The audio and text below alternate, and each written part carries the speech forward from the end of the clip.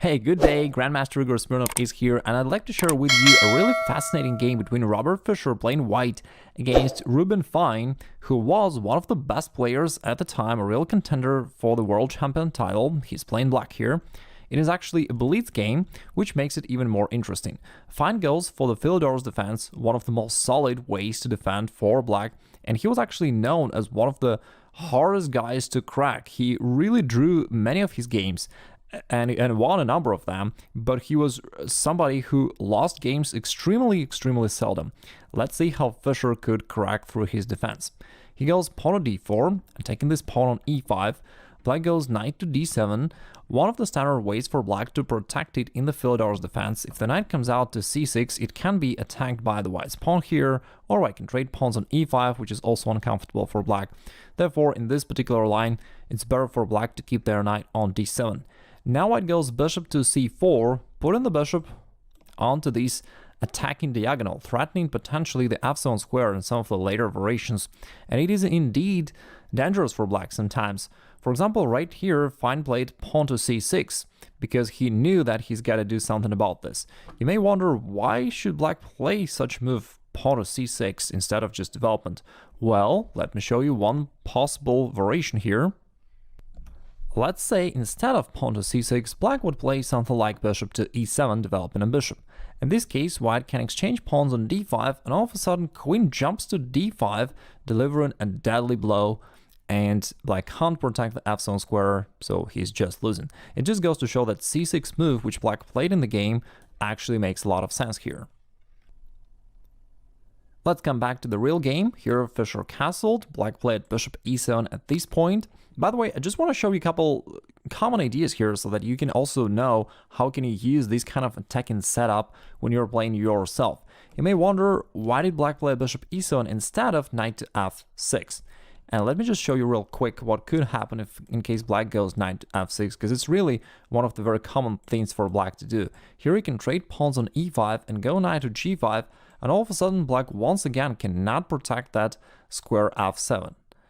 That's another way for you to win the game. Again, didn't happen in the game, black was wise enough to prevent this from happening, but in your games this may very well happen. Coming back to the real game position, black played bishop to e7. He was a fine player indeed, and he knew that he's got to cover that square g5. Now Fischer exchanged on e5, and let me just show you another common tactical pattern here. Black recaptured with a pawn here correctly in the practical game, but sometimes black may think, hey, why not to trade off some pieces and possibly to achieve a draw, or at least to eliminate white's potential attack. In this case, instead of trading queens, white goes queen h5, with the attack to the f7 square as well as to the e5 pawn, known as a double attack. To protect the f7 square, they would have to play pawn to g6. Now queen takes e5, winning the pawn, attacking the rook here on h8, and after black covers it with the knight, there is another important move to play, bishop h6, cutting the black's king off so it can't castle anymore, and in addition to that, the bishop is ready to go to g7 with a double attack to the black's rook and the knight. And in this position, white is just completely winning. It's interesting how white could create this attack seemingly out of nothing and how strong and devastating it is. Now we're coming back to the real game. I hope that I don't distract you too much with the sub variations, but I just want to show you all the different attacking possibilities that you possibly can have here, as well as the common tactical patterns that you can use in your games. Alright, in the game, black recaptured by the pawn correctly. Fischer played queen to e2 to vacate this d1 square for the rook so that he can put a rook on an open file. Black plays knight to f6, rook d1, which is not only putting the rook to an open file, but also creates a threat of knight takes e5, taking advantage of the pin. Therefore, black plays queen to c7 to remove their queen from this potential attack along the d file. And now there was an interesting choice that white has here. In the game, Fischer played knight g5, which was a good move.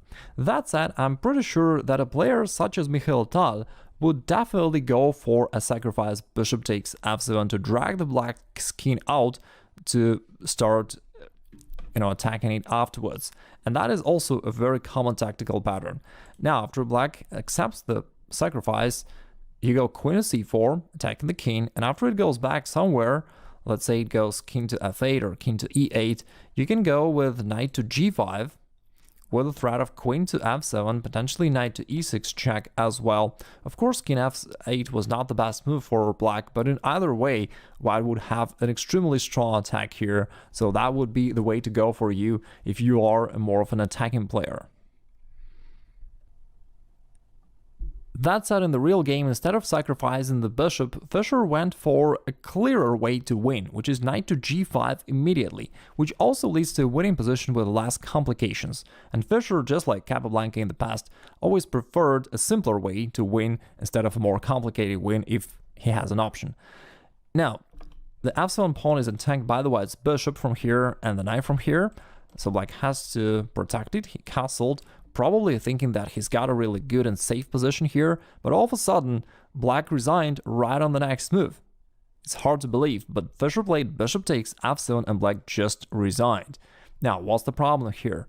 Let's figure it out. If black takes the rook here, instead of taking with the knight, white would play queen to c4, put in this pin, winning the rook on the next move, and white is going to keep attacking the black's king. That is completely losing. Now, what if black says, okay, I don't want to take this bishop. If it's losing that badly, let me just move my king away and I only lost one pawn.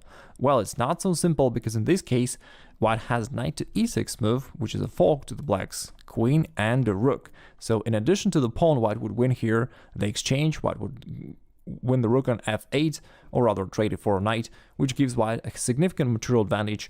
And Fine knew that against Fischer, this is certainly losing, so he just resigned right away.